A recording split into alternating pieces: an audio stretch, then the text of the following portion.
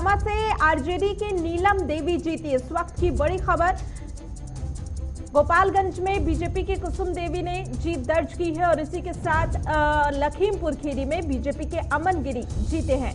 तो अंधेरी ईस्ट में उद्धव गुट की उम्मीदवार ऋतुजा लटके जीत चुकी हैं। इसके साथ ही आपको बता दें कि 6 राज्यों में 7 सीटों पर विधानसभा चुनाव हो रहा है और ऐसे में अब नतीजे भी सामने आने लगे हैं और गोपालगंज में बीजेपी ने जीत हासिल की है, जबकि मोकामा में राजद की प्रत्याशी ने जीत हासिल की है। इसी के साथ गोपालगंज में बीजेपी की कुसुम देवी ने जीत हासिल की है और जगह जगह इस समय जश्न का माहौल भी दिखाई दे रहा है।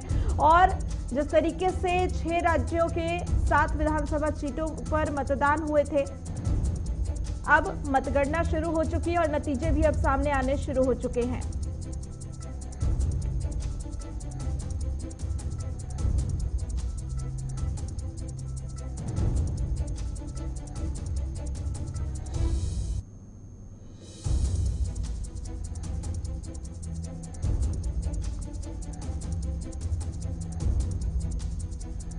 तो इस वक्त की बड़ी खबर आपको विधानसभा उपचुनाव को लेकर बता रहे हैं। बिहार, हरियाणा, यूपी और महाराष्ट्र समेत 6 राज्यों की 7 विधानसभा सीटों पर उपचुनाव हुए थे, जिसके बाद अब नतीजे भी सामने आने लगे हैं और एक एक करके तमाम जो प्रत्याशी हैं वो जीत दर्ज करते हुए दिखाई दे रहे हैं। वहीं उत्तर प्रदेश और हरियाणा की एक एक सीट पर उपचुनाव में भाजपा प्रत्याशी ने जीत दर्ज कर ली है, जबकि महाराष्ट्र की अंधेरी इस सीट पर उद्धव गुट की प्रत्याशी ने जीत दर्ज की है। इसके साथ ही आपको बता दें कि बिहार की मोकामा सीट पर राजद प्रत्याशी ने जीत दर्ज की है, जबकि गोपालगंज पे बीजेपी प्रत्याशी ने जीत दर्ज की है।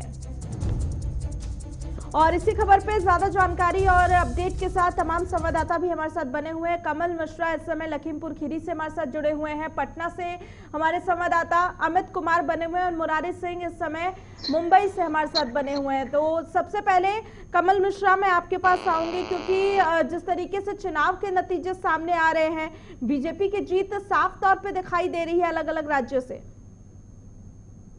देखिए, मैं आपको बताऊं कि गोला उपचुनाव में भाजपा की भारी जीत हुई है। यानी बीजेपी के अमन गिरी 34,298 मतों से जीते हैं और उन्होंने निकटतम प्रतिद्वंदी समाजवादी पार्टी के विनय तिवारी को हराया है। देखिए, साफ तौर पर जो जीत है ये योगी आदित्यनाथ मुख्यमंत्री यूपी के उन वादों की जीत है जिन्होंने भी 8 दिन पहले गोला में जनसभा के दौरान कहा था कि गोला में छोटी काशी को कॉरिडोर दिया जाएगा, कॉरिडोर का गोला वासियों को दिया जाएगा काशी की तर्ज पर।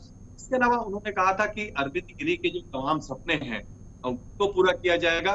देखिए, सबसे बड़ी बात इस पूरे चुनाव में ये देखने को मिली है कि जहां एक तरफ समाजवादी पार्टी का जो ट्विटर वाला खेल था, यानी जो अब से अगर आप 5 साल पहले देखें तो संघर्ष की पार्टी मानी जाती थी, संघर्षशील पार्टी समाजवादी पार्टी मानी जाती थी, लेकिन इधर बीते कुछ सालों से समाजवादी पार्टी का संघर्ष केवल ट्विटर तक सिमट कर रह गया। उनके छोटे से लेकर बड़े नेता यानी अखिलेश यादव तक जो पार्टी का चेहरा है वो भी ट्विटर पर ही लगातार अपनी बात कहते रहे। उन्होंने गोला जाना या जनता के बीच में जाना मुनासिब नहीं समझा। हालांकि एक बात यहाँ पर और बताना बहुत समीचीन होगा कि उपचुनाव के दौरान उनके पिता मुलायम सिंह जी की मौत हो गई थी, इस वजह से भी वो वहां नहीं पहुंचे थे, लेकिन बावजूद इसके उससे पहले भी वो ट्विटर पर ही उनकी कंपेनिंग करते रहे। लेकिन कमल, क्या लगता है कि कहीं ना कहीं सपा के लिए ये बड़ा झटका हो सकता है, क्योंकि तमाम मुद्दों को लेकर इस समय सपा जो है बीजेपी पर हमलावर थी, चाहे वो महंगाई हो, बेरोजगारी हो, तमाम ऐसे मुद्दे ले हैं जिसे लेकर वो लगातार कोशिश कर रही थी कि सड़कों पर उतरकर लोगों को इस चीज के लिए जागरूक किया जा सके, लेकिन उसका असर कहीं से भी इन चुनाव में दिखाई नहीं दिया। देखिए, निश्चित रूप से सपा की ओर से लगातार ये कहा जा रहा था कि बीजेपी के शासनकाल में आवारा पशुओं की बड़ी समस्या है।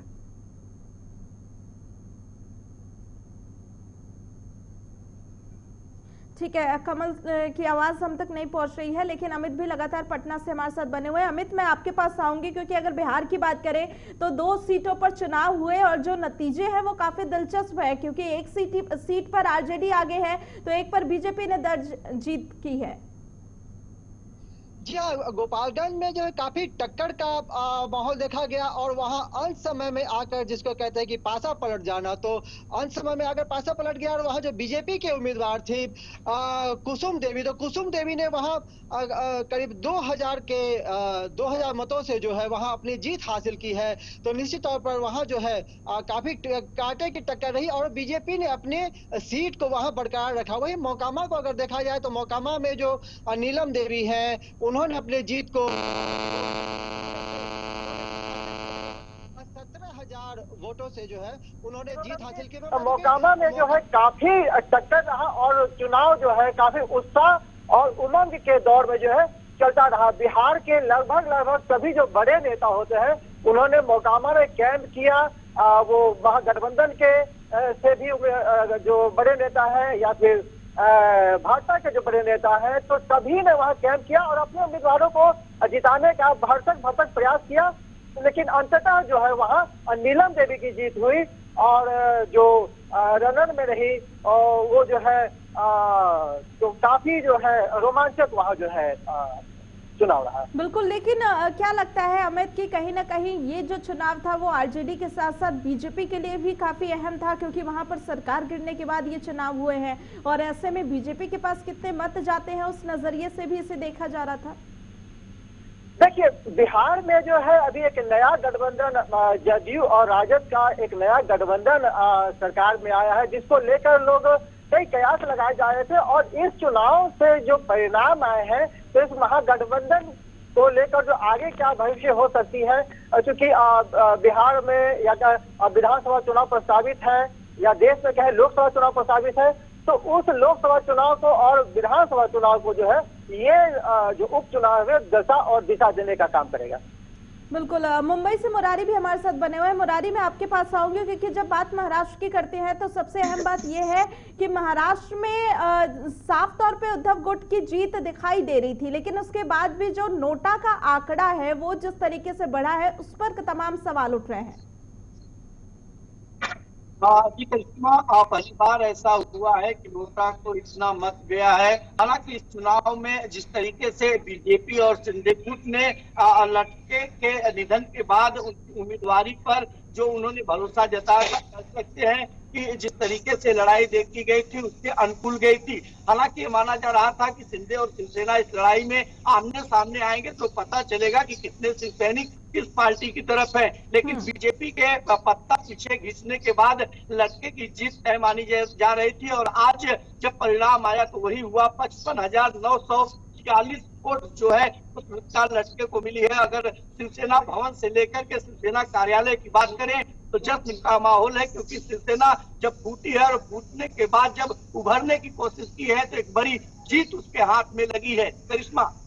बिल्कुल, कपिल मैं आपके पास भी आऊंगी क्योंकि कमल आपके पास आऊंगी क्योंकि जिस तरीके से चुनाव के नतीजे आ रहे हैं बीजेपी के लिए काफी अच्छे नतीजे हैं, क्योंकि ज्यादातर राज्यों में उसने बढ़त बनाई है और ऐसे में जिस तरीके से आने वाले चुनाव हैं उनमें ये चुनाव ये भी अहमियत रखते हैं कि किस तरीके से कार्यकर्ताओं का मनोबल बढ़ता है।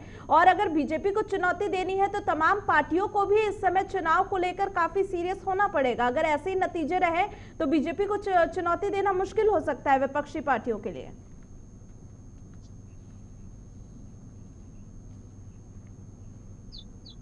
कमल, आप तक मेरी आवाज पहुंच रही है? जी, आपकी आवाज आ रही है। देखिए, सबसे बड़ी बात ये जो उपचुनाव हो रहे हैं ये आने वाले जो हिमाचल प्रदेश के जो चुनाव हैं या गुजरात के जो चुनाव हैं उनके आईने के तौर पर देखे जा रहे हैं, उनका आईना है। दूसरी बात, उत्तर प्रदेश में दिसंबर के आखिरी सप्ताह में स्थानीय निकाय यानी नगर निकाय के चुनाव होने वाले हैं, तो उसमें भी इसको आईने के तौर पर देखा जा रहा था। यानी साफ तौर पर अब ये मान लिया गया है कि भारतीय जनता पार्टी का चुनावी प्रबंधन बेहद कुशल है या यूं कहें अन्य दलों की अपेक्षा काफी बेहतर है। वहीं समाजवादी पार्टी को करारा झटका लगा है। उनके जो तमाम दावे थे, जो तमाम बातें वो करते थे वो फेल होते हुए दिखाई दे रहे हैं। बहुत बहुत धन्यवाद कमल।